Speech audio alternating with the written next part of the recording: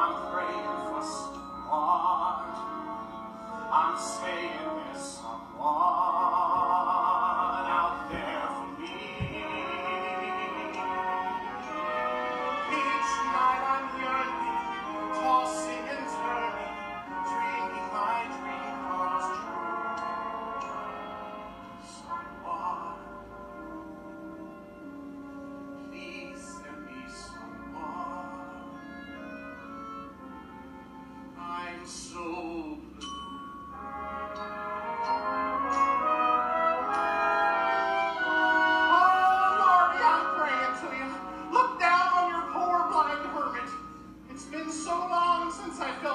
Someone's hand. So long since I heard the sound of someone's voice. Every night, all I hear is the wind in the trees. If I'm lucky, maybe an owl or a cricket. Let's face it, we're talking lonely here. Can you hear me, someone? I'm praying for someone. I'm saying there's someone out there for me. Each night I'm yearning, tossing and turning, dreaming my dream comes true. Someone, please send me someone. Dear God, send me someone.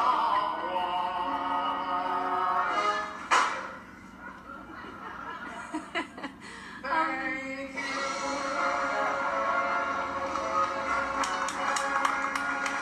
A little clip of just of what you're going to be experiencing if you go and when you go see Old Town Playhouse's production of Young Frankenstein. That was the part of Hermit being played by Brian Jackson, who's sitting right across from me in studio today, along with Leslie Ty, who's the director of this incredible show. Brian, that's great. Well, thank you. You're It's so funny. weird hearing yourself. That's what tell I me sound about like, huh?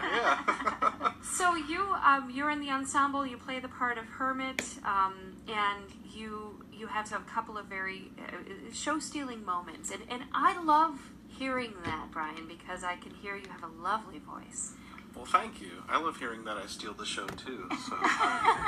But you have this lovely voice that goes into screaming, you know, and that has to be. There's a lot of really good acting that you have to do, Leslie. It takes a lot to go from singing to shouting to the heavens, you know, in the same breath. Yep, absolutely. So this is the production of of Young Frankenstein, and obviously folks know Young Frankenstein. This was a really great movie. And is it often that you find a movie that makes its way to the stage?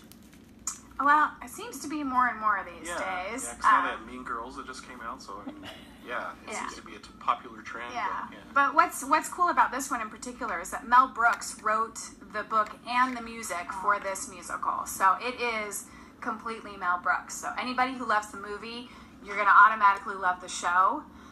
Because it's all there, and then it's just kind of like turned all the way up to 11 because of the musical numbers just take all the goofiness and the fun of the movie and go even further, push it even further if that's possible. So but you know, because you do have this really well-known movie, and but you have to make it your own on the stage. Was it tough to do that for you, Leslie? Because you want to make sure that people get what they want from the characters and keep a little bit of those well-known characters, but at the same time, you got to do it your own way. Yeah, I think actually what's cool about the show is that it kind of does that inherently, because there's certain scenes that are exactly from the film. And so, you know, there's those little moments like the what hump, you know, those are totally in there, and there's kind of no other way to play them. But because the musical numbers are new and there's kind of some new twists on some of the characters, and it's just added more to it, that it's kind of a nice mix. But when we, you know, first had our auditions and we're talking about the show, it was really important to me to talk to about auditioners that we were creating something new. We were doing our version of it. And so, you know, we certainly have some moments that I think harken back to that original, but we weren't set in terms of certain things that had to be a certain way. Okay. It was more those moments kind of naturally grow from thinking about the original piece. So this is obviously a comedy. Yes. And anybody who knows this is a comedy. And it's not just a comedy, it's a Mel Brooks comedy. Yes. How was it for you to direct? I mean, because having comedic timing as an actor and, finding the people who have that comedic timing has to be tough. And so when you're casting for this, are you casting based on what they did in that rehearsal, or are you going, I have a sense about this person. I think they're going to be able to fit in, even if their audition didn't go so well. I just know this one's got comedic timing.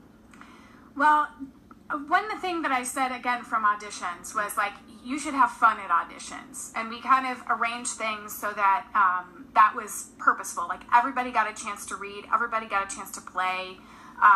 We wanted to make sure, sometimes Tony, who's the music director, he would sometimes throw out weird things for them to try. Did he throw out anything for you in your audition? He told me to sing like a sad clown, and I had no idea what to do. I just wanted to kind of pantomime, but yeah. I think I remember, though, that it was pretty fantastic what you did do. Yeah. Well, that's good to hear. So it might be a song that isn't asking for that, but to throw that just to see what people will do. Really, we were looking for people who were willing to play. Yeah. Willing to play around with things. And so, I heard from someone who actually didn't get cast that it's one of the most fun auditions that she's ever been to at the Playhouse, and she's been doing shows there for years. Wow. And that, to me, was really important, to kind of set the tone right from the start. Absolutely. And there's a lot of things, I mean, I think when you think about, everybody knows Young Frankenstein, they know the movie, they know a lot of the lines, the music, that you just go, this has got to be easy. But you told me that this in particular there's a lot of cinematic qualities about this, that Mel Brooks wrote into this. So of course you're going to be doing this, but a lot of them come from the score. Yes. So when you're talking about Tony, and he's the leader of the band, that there are moments where you have to say a line and they have to be ready with that sound effect that goes with the line. Yeah, I mean, it's super complicated with the sound, with the music. I mean, in the score, there's actually, like, particular lines match up with particular beats in the music, particular actions sometimes match up. And so it's made it really interesting this opening weekend when we had a few, missed lines or things jumbled around, which always happens in live theater. It makes Tony's job really difficult to try and make sure that the orchestra is all on board. But it also makes it kind of, exciting and fun. And they're so amazing, the audience never knows when that happens. But in our rehearsal process, it was discovering that I couldn't even block certain things without us kind of knowing exactly what the orchestra was doing. Yeah.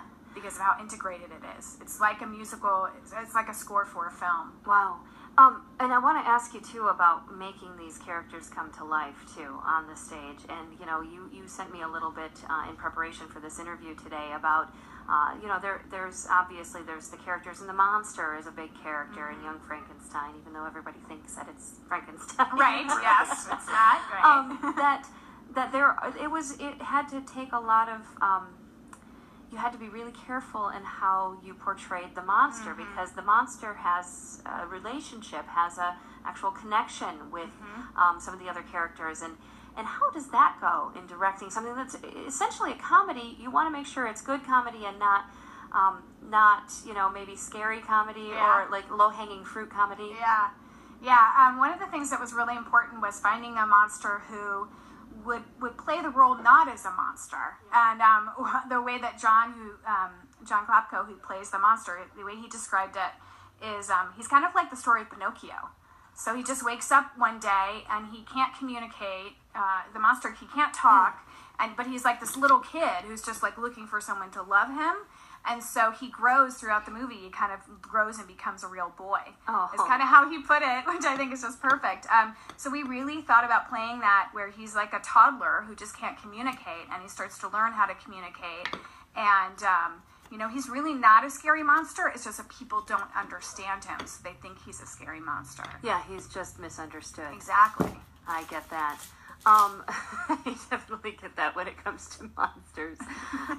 So this did open, and like you said, you get the bugs out of some of the opening acts.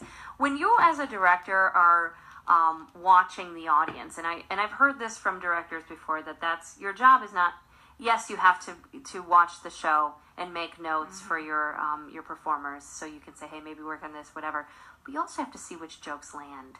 Yeah. Did you have anything where you went, maybe we have to make a change for this? Or were you surprised that some of these were really funny moments and you went, I didn't think that was that funny?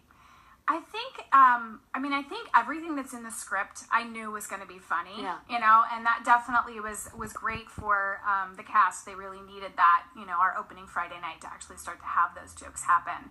I think we've had some fun moments that I didn't know were going to be funny that are really funny. I mean, the hermit and monster scene is so hysterical. And again, a lot of that, like, slapstick humor is in there, but what they've done, like, for example, like the mole on the back of your hand, like what's happened with that and the way that John reacts. And, like, sometimes he tries to, like, sniff your hand or, like, lick your hand. And that was really funny. Those moments that the actors are bringing. Yeah. I don't know, has there been a surprise for you? Well, yeah, I've found in that same scene there's some parts that I expect to get a big laugh that didn't go over so well, so I have to think afterwards, like, okay, how am I going to deliver this the next time to maybe try to get that laughter, or should I just let it go and work for the other ones instead? Now, do you have experience in acting? And you know, I guess second part of that question is... This is my first show at OTP, but I was involved in a community theater back in Richmond, Indiana, where I moved here. Moved here about 3 years ago. So I've been wanting to get involved here for a while. It's just the first time I've been able to work out the timing, and it's been the best show just to jump into. So and that's another part of this, though, Leslie, is that you have some new people that maybe haven't been involved in the Playhouse, and then you have people who maybe have been involved but not in lead roles. And is that something that you purposely wanted to try to do, is bring in new people? Yeah, we definitely were really excited about the people that came to audition, and we're really excited about having brand new people to the Playhouse. Yeah. We wanted to make sure it was a mix. We wanted some veterans in there. But, you know, ultimately, I kind of feel like the universe delivered this really incredible cast to us. Everything just kind of fell into place. And, but I also think, you know, I mean, we have a couple from high school that are in it, which also makes a great mix, you know. So we have somebody who's only done Young Company before, so this is her first main stage. Oh, cool. So, and I also think that all those different, you know, people coming from all these different experiences, we have our Elizabeth actually has been a regional actress, so she's never done community theater before. She's always been paid to act. Okay. And so, again, she's bringing that experience, but was so excited, and she was so impressed with the level of artistry from all these volunteers coming in to design the set, to do everything. You know, the costumes are fantastic in this show. They're so great. Wow. So that's been really cool to have all these different experiences. So you have to go see Frederick Frankenstein and the rest of the gang, and it actually opened this past weekend. You have plenty of opportunity to do this, but I have a feeling that this is the kind of show that's going to sell out if you want to get your tickets in advance. So yeah, you can go ahead and do it Thursday, Friday, Saturday, Sunday of this week. Then also the weekend of the 17th as well, and the 24th. And you do have some different matinee options as well. But putting on the Ritz, and he was my boyfriend. Did I do well with that? Yes. He was my boyfriend. Transylvania Mania, lots and lots of different stuff out there. Has this been one of the most fun shows that you've done? Leslie, you are known for doing really fun stuff and making these things really stand out. Yeah, this has been such a blast. You know, I said to everybody involved in the production that it should be fun and it should be a challenge. And it's definitely been both of those things for me. I think I've grown a lot as a director. Okay. But every time we had rehearsal, I was like, even if I was so tired, I was just so excited to go to it. Yeah. We had that one snow, like, you know, the terrible snowstorm. Snowmageddon, oh my gosh. And we had to cancel rehearsal. And everybody was texting me like, I'm going to put chains on my tires. I don't care. I'm coming. Yeah. You know? So everybody was really always excited to come to rehearsal. That says a lot about your director, doesn't it? Oh yeah, absolutely. They have been a magnificent directing team to work with. So yeah, it's been a really great experience. Well, they do. You know, you guys get along in real life, you and This Tony. is true. Yeah. most of the time, yeah. Leslie Ty, and of course the musical director Tony Barrow. So you guys have lots of stuff in common, including a marriage. Yes. Does that? I have to ask you this before we go. While I have you here, do you ever take what happens at rehearsal home, though? If you guys disagree about something and then you're going, all right, now we're not going to talk for the rest of the day. What's funny is that we really don't. I mean, I think that sometimes we butt heads about things, or we have to work through things.